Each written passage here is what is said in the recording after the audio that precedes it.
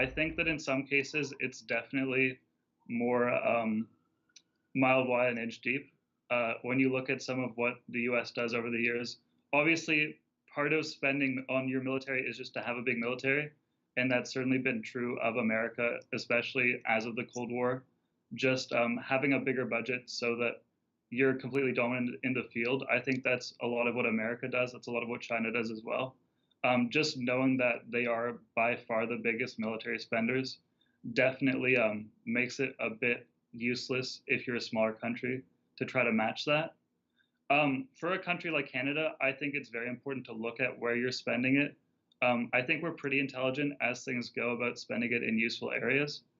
But especially today, when you look at the types of security challenges that we're facing, it's increasingly asymmetrical warfare. It's increasingly disinformation and attempts to sabotage democracy that might not be outright warfare, but that are nevertheless more effective.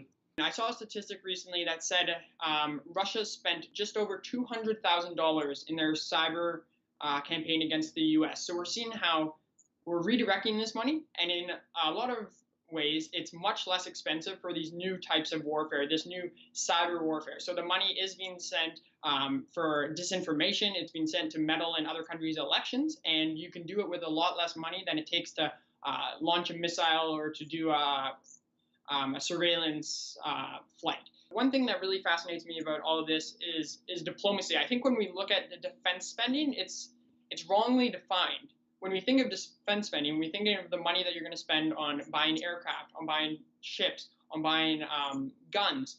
But we should also be thinking of diplomacy, because diplomacy should be our first line of defense, and it should be the best. It should be the option we turn to when we were trying to facilitate partnerships and facilitate peace. So the question for me is, how much money should we be diverting to the military as opposed to diplomatic means?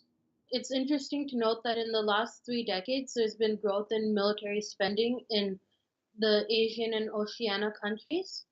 And this has been on the rise ever since 1988. And it's a point to mention that the military spending in this region accounted for 28% of the global total in 2018.